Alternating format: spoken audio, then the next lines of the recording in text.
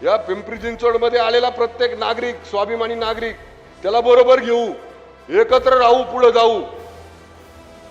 मग त्याच्यामध्ये कष्टकरी कामगार असू द्या, उद्योगपती असू द्या, स्थानिक भूमिपुत्र असू द्या, इतर राहायला आलेला माणूस असू द्या, प्रत्येक घटकाला, या पिंपरी चिंचवडमध्ये आलेल्या प्रत्येक घटकाला असं वाटलं पाहिजे की या पिंपरी चिंचवडमध्ये असे प्रतिनिधी आहेत की ते इथल्या लोकांमध्ये राहून इथल्या लोकांसाठी चांगले निर्णय घेऊ शकतात, त्यांना मोठं करू शकतात, त्यांना विकासाच्या मार्गाने घेऊन जाऊन सगळ्यांना पुढे घेऊन जाऊ शकतात।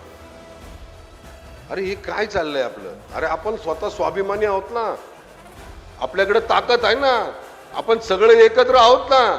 मी तर मागं पण सल्ला दिलेला आहे, पिंपरी चिंचवड शहराची वाढती लोकसंख्या घेऊन तुम्ही आम्हाला सांगा, हे करणं गरजेचं आहे। राज्य सरकारच्या माध्यमातून आम्ही तिथं बोलू ना, सगळे एकत्र येऊ। आमचं पिंपरी चिंचवड शहर वाढतंय, 10-20 वर्षांनी ते 1 कोटीची लोकसंख्या होईल।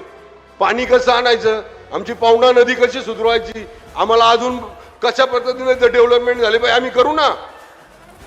तुम्ही आमच्या बरोबर या, बोला, पण आरोप करून, बदनाम करून आमच्या पिंपरी चिंचवडकरांना तुम्ही उगाच अडचणीत आणू नका।